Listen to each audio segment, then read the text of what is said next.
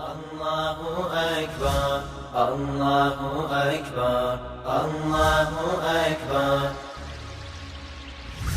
To you, Lord, I'm grateful, Allah the sustainer. For sins I'm remorseful, Allah the forgiver. For blessings I'm hopeful, Allah the bestower. Gracious and merciful, Allah the creator. Allahu Akbar, Allahu Akbar, Allahu Akbar, Allahu Akbar.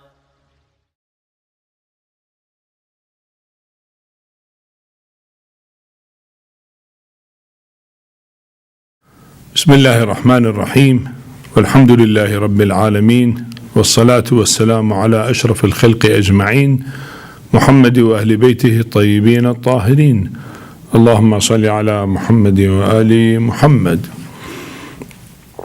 We are still with the subject of attributes of Almighty Allah subhanahu wa ta'ala. We discussed in the previous session about the attribute of qudra or might and power of Allah. We said He is omnipotent, and we said the main issue about studying attributes of Allah subhanahu wa ta'ala is to understand them in such a way that will not create parts within the essence of Allah subhanahu wa ta'ala, because that is, as we said, is impossible. For a human being, he may have that feeling that he see with the eye and hear with the ear. So there are two organs, two parts, one for vision and one for hearing. When you say Allah is have a knowledge or have perception or have hearing and have life, is that different parts within His essence, or it is all one, So naturally we know that Almighty Allah subhanahu wa ta'ala is one, and He's absolute in His oneness. There is no parts within Him and there is no hollow things within Him. So how to understand these attributes when there are many attributes but the essence is one? So we discussed about the might of Allah subhanahu wa ta'ala in the previous session, and we continue with another attribute, and that is the hayat or life of Almighty Allah subhanahu wa ta'ala. We are still discussing the positive attributes of Allah, al-sifat al-dhatiyya al-thubutiyya, the attributes of essence of Allah subhanahu wa ta'ala, which are the positive attributes, and these are attributes of His essence. So we come to the third one, is the life. We say that Allah is all living, or is having life. Now, how do we understand that? The understanding, general understanding for life, that a human being has a spirit, and the spirit is the sign of life.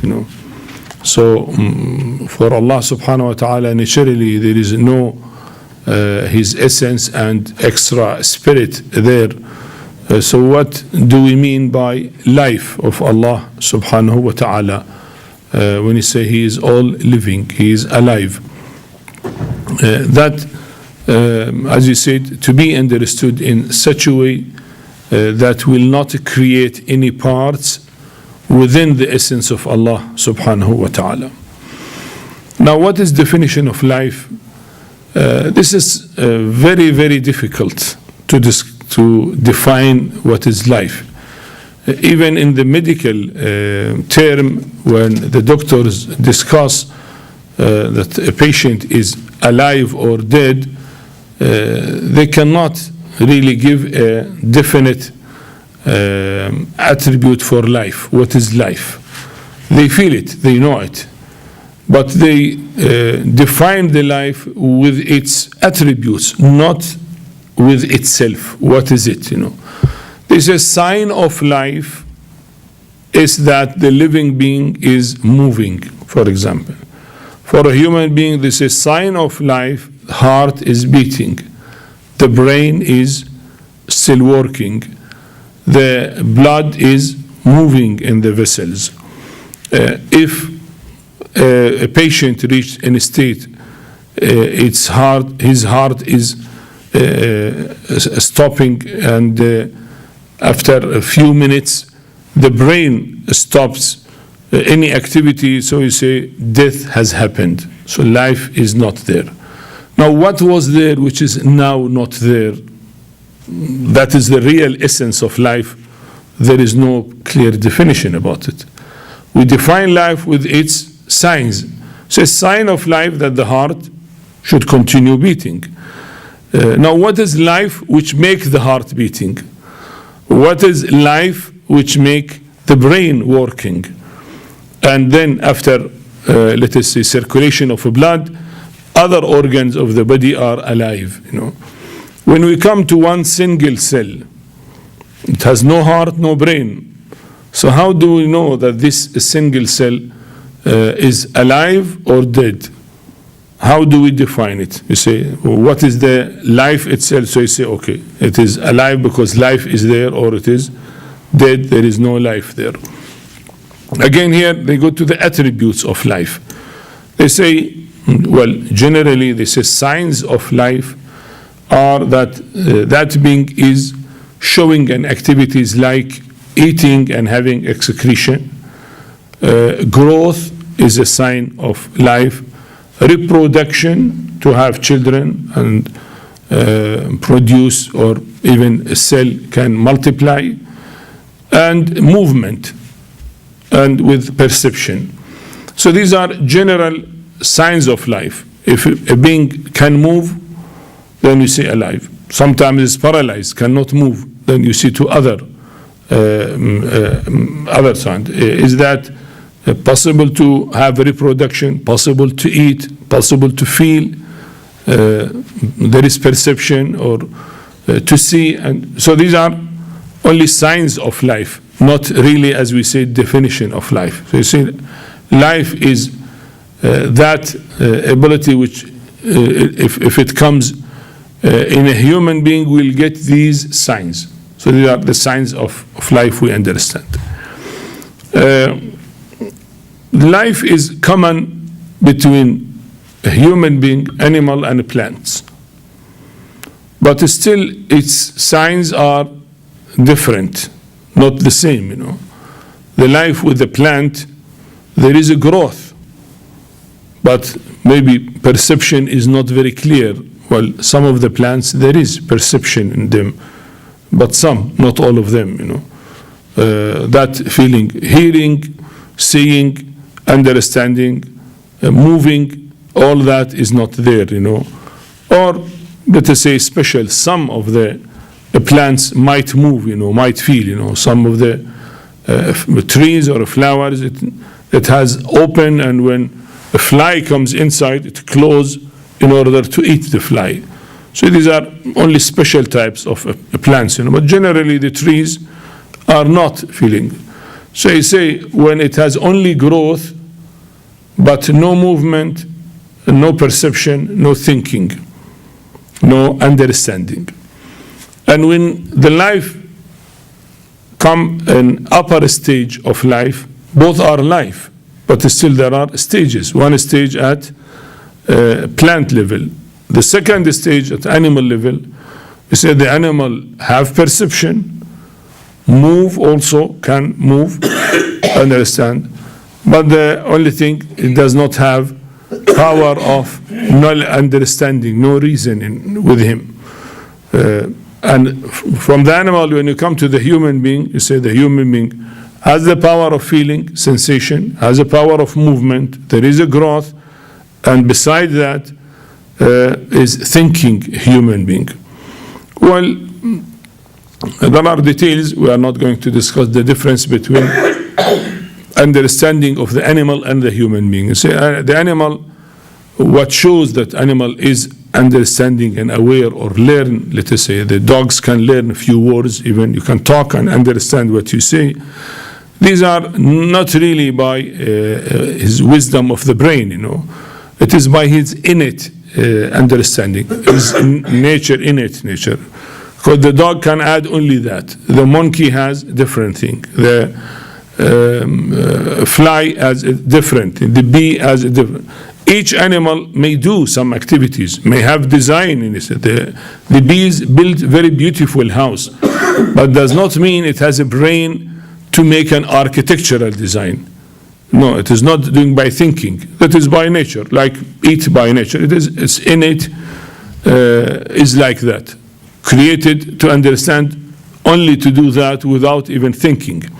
If you say, okay, change it from, let us say, 6 sides, hexagonal, make it 4, the bee cannot do it 4. Make it 7, cannot do it 7. So it's used only to make it 6 sides, the bee cell, for example.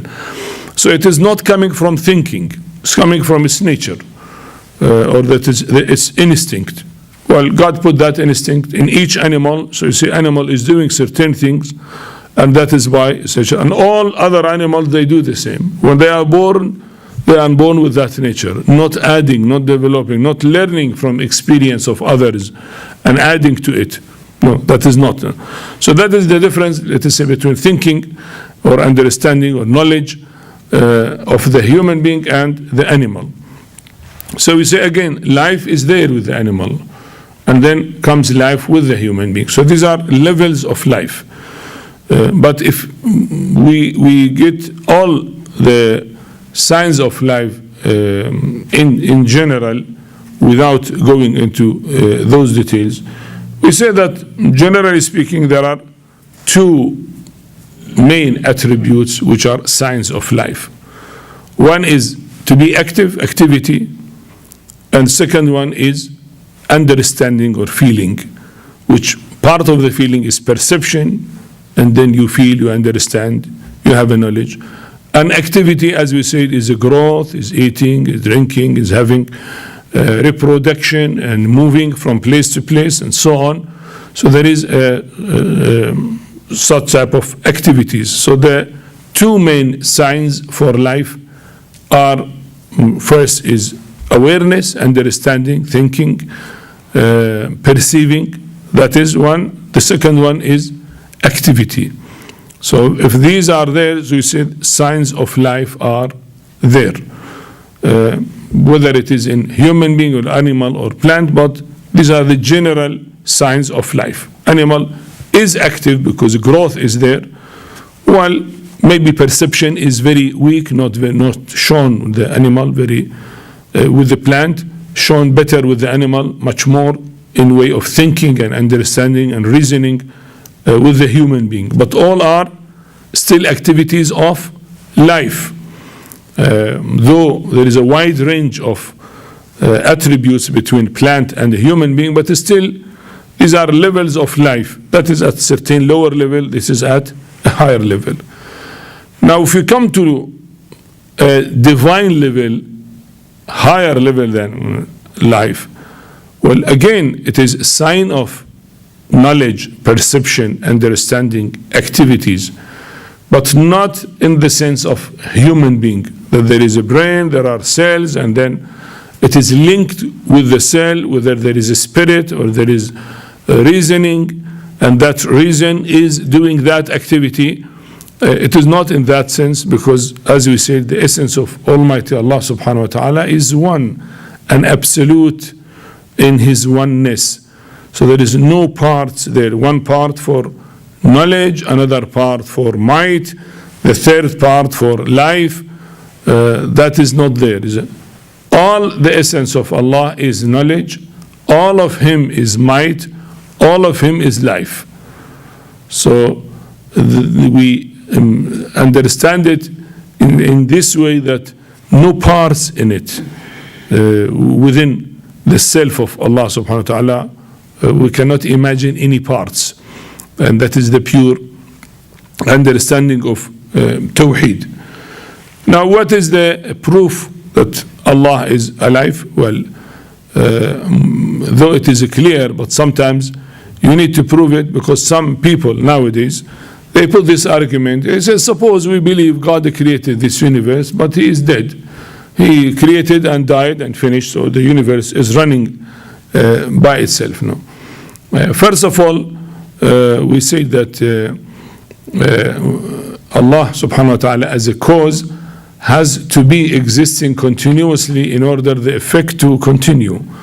If the cause stops, the effect will perish, will be no effect. For the light to continue, the bulb to give light continuously, the electricity should be continuous. The moment electricity is disconnected, naturally the bulb will be dark, there is no light. So we cannot imagine that at any moment Allah subhanahu wa ta'ala have no life. But still, for sake of discussion, we can say the proofs for that Allah subhanahu wa ta'ala is alive. There are two things. First of all, we have proved that Almighty Allah is having the knowledge, all-knowing, and having the might, the power, ability, omnipotent. So any creature has a knowledge and might, naturally is alive, because as we said, this is a sign of life. Life that has a power, might to move, to be active. So these are signs. And when you say that Almighty Allah subhanahu wa ta'ala has the knowledge and has the might, then he is alive. And also we say that Allah subhanahu wa ta'ala has the highest sign of life. As we said, life is there in the plant, higher than that in the animal, higher than that in the human being, but still we are talking in a material level, But life of Allah subhanahu wa ta'ala, it is much higher than that material, because that is immaterial, and when it is immaterial, is much higher level of life. Besides that, our life, let us say, is limited. Life of Allah subhanahu wa ta'ala is unlimited, as his essence is unlimited. So as we said, when we discuss about attributes of Allah subhanahu wa ta'ala, they are all in unlimited level. Not as we say, okay, we hear, we see, but all within limits of the matter or the physical things or the body or limitations of our material life. But for Allah subhanahu wa ta'ala, it is unlimited, as his essence is unlimited. So the life has to be there, because the signs of life are there, and Allah is having all the beauties, because he created the beauties, so he must have all the beauties. And one of the beauties is something to be alive, something. If you compare between two, one is alive, one is dead, naturally the one is alive has one additional attribute which is better than the one who is dead, So if that is an attribute of beauty, then Allah subhanahu wa ta'ala has all the beauties, and with all those beauties, Allah subhanahu wa ta'ala, he created the world and gave that beauty to his creatures who are alive, let us say, like a human being, animal, or a plant. So that is in short about it. Now we come to the proof of life for Allah subhanahu wa ta'ala from the Holy Quran. We said the Holy Quran discuss that clearly. We say وَتَوَكَّلْ عَلَى الْحَيِّ الَّذِي لَا يَمُوتُ وَسَبِّحْ بِحَمْدِهِ.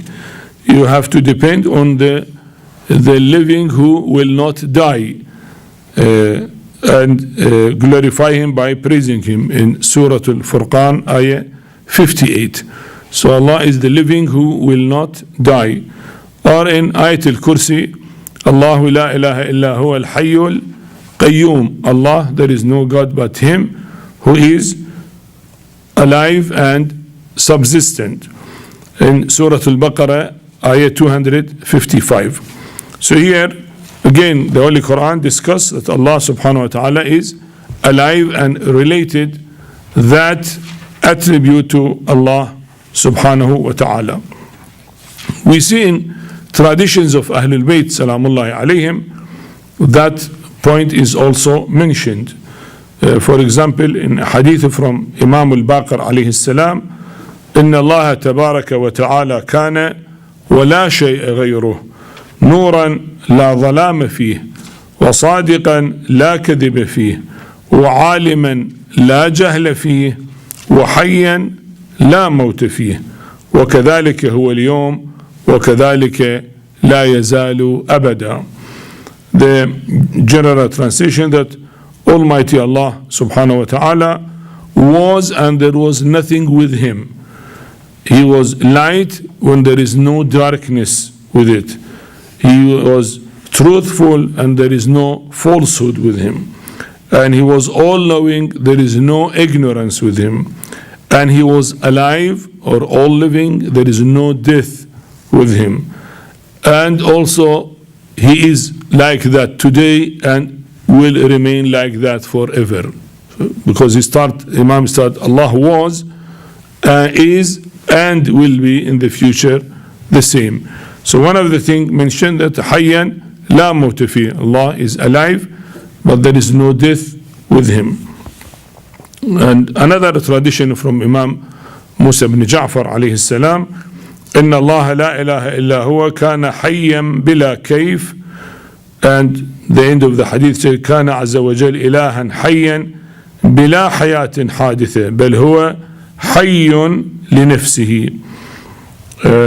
Verily Allah, there is no God but him, was alive without kayf, without a shape.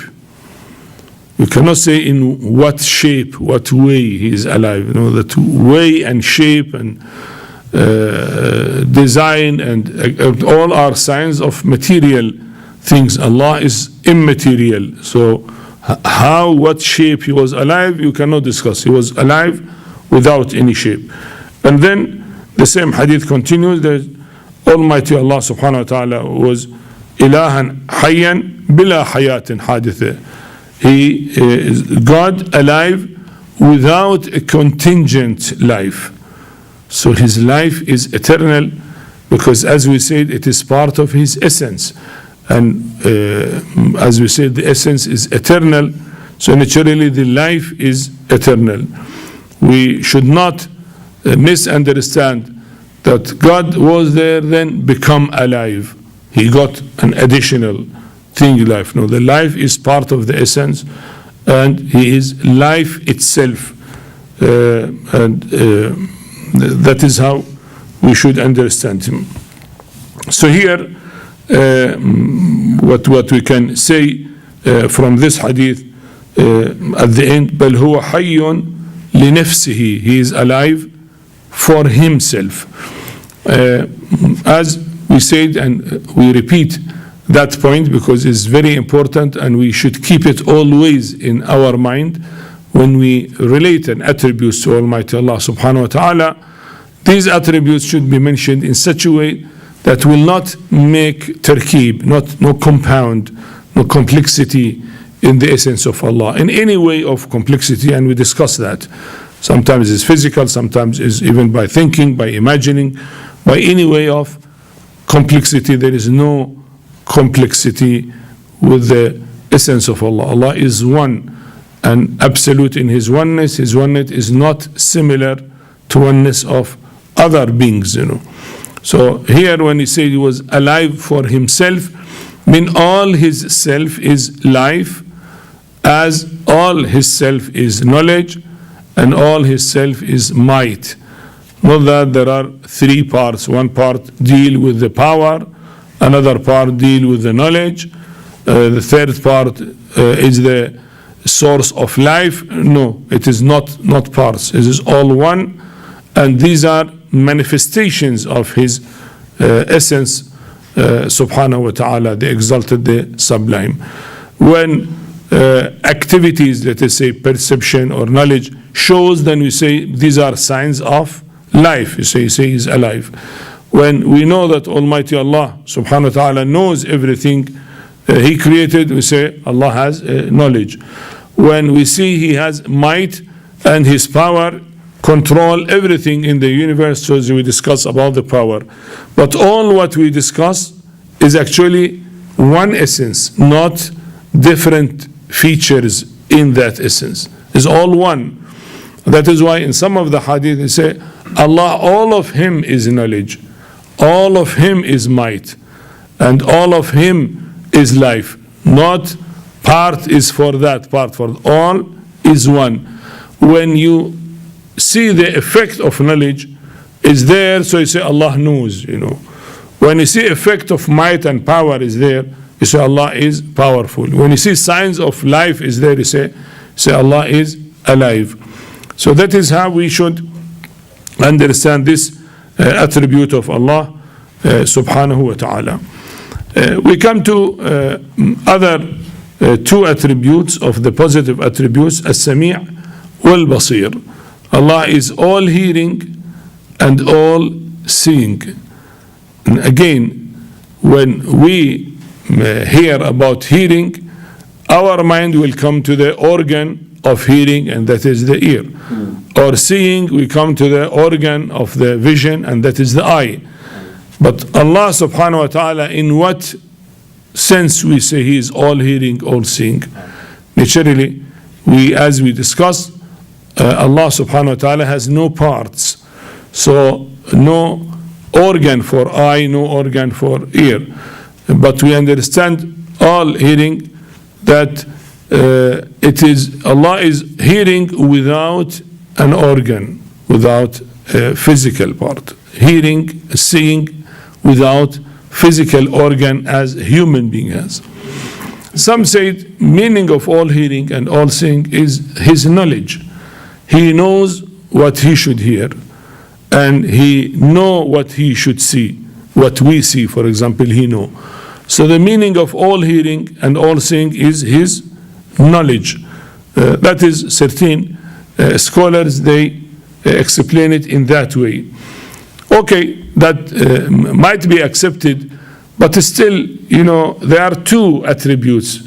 When we say all of them are knowledge, then there will not be two, So to know what should be heard and to know what should be seen is knowledge, but then it is two attributes, not one. Well, again, there are some more details about it. They say actually His knowledge have different levels. One is the total knowledge of things, like the concepts of the things and existence of the things and the details, and sometimes knowledge in the details of the existing beings. And these details, when it comes to details of what human beings call it as vision, Allah knows about that, then it become all seeing.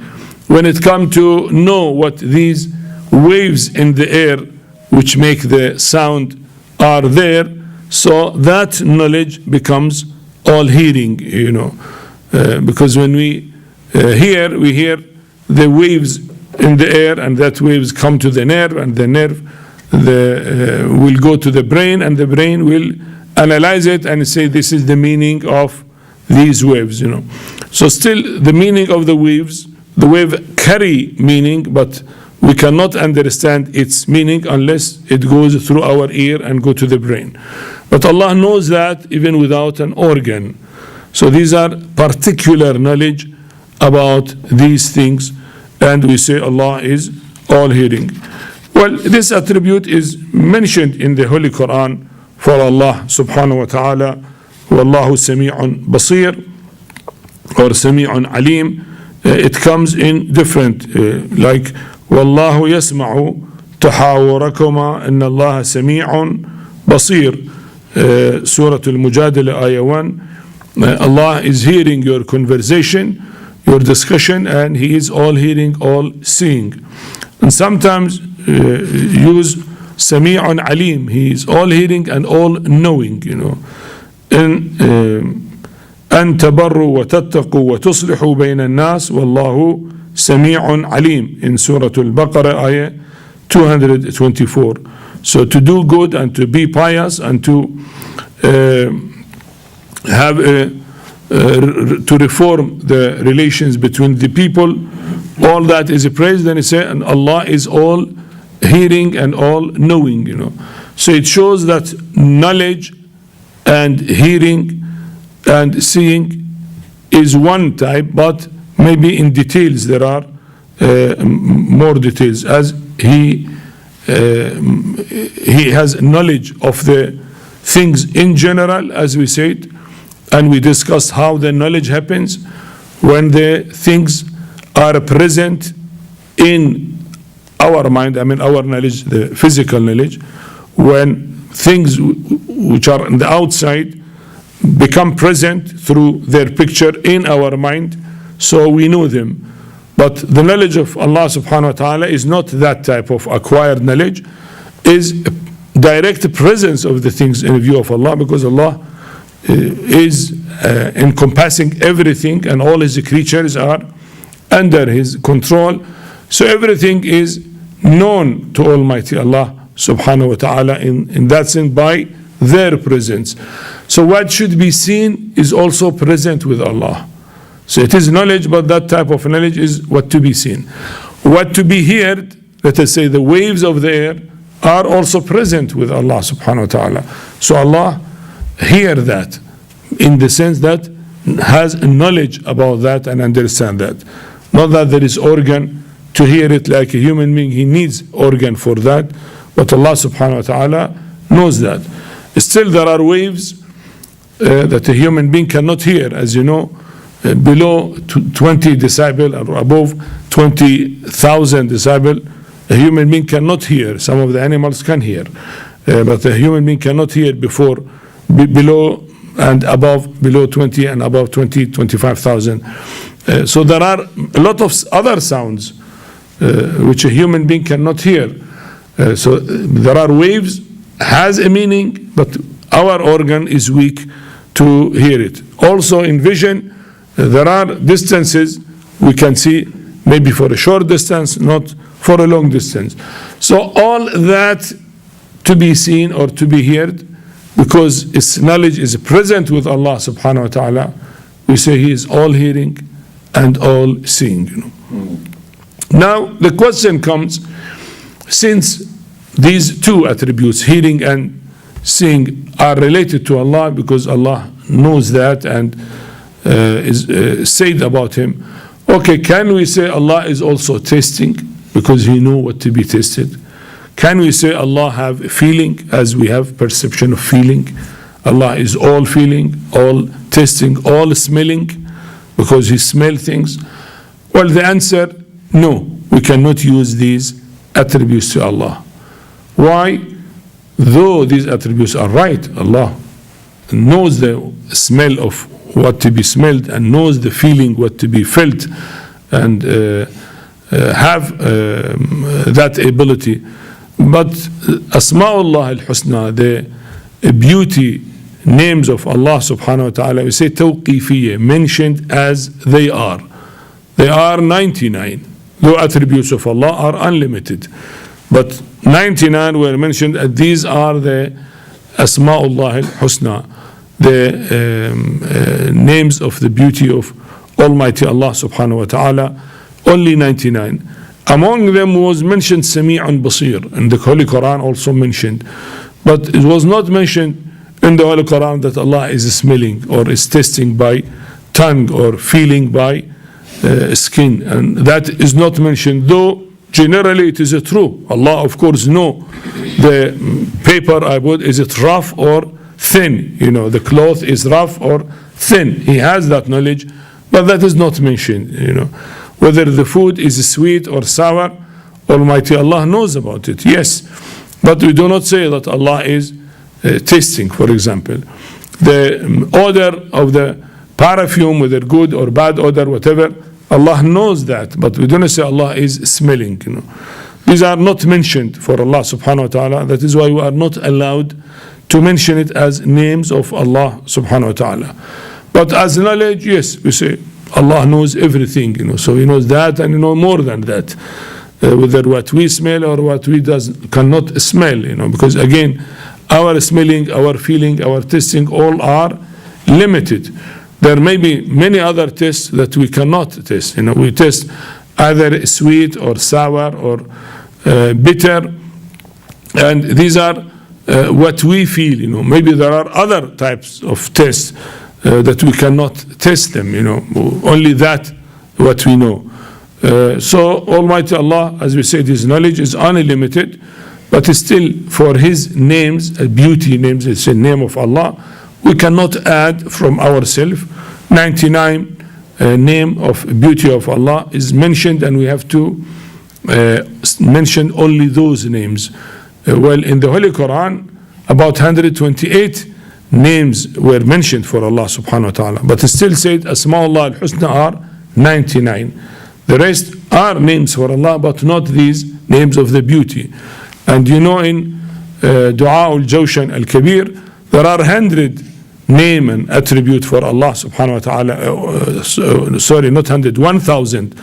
110, 10 names are mentioned. So there are 1,000 name for Allah is mentioned, but we do not say those are all names of the beauty of Allah. Asma'ullah al-Husna are 99, and that is all, but the rest are names of Allah subhanahu wa ta'ala, and can be said. So in short, to understand the life, the knowledge, the hearing, the seeing, all is that we should know it will not make parts for Allah. Allah is one, simple and absolute in His oneness and simplicity, and encompassing everything, as we said, and all His essence is knowledge, all Him is life, and He see with what He hear with what He see, and He knows with what He hear. All are one, it is one, and these are different manifestation of one who is absolute in His oneness, and there is no complexity even within His essence. That is in short about this subject. Walhamdulillahi Rabbil Alameen. وصلى الله على محمد وآله الطاهرين. اللهم صل على محمد وآل محمد.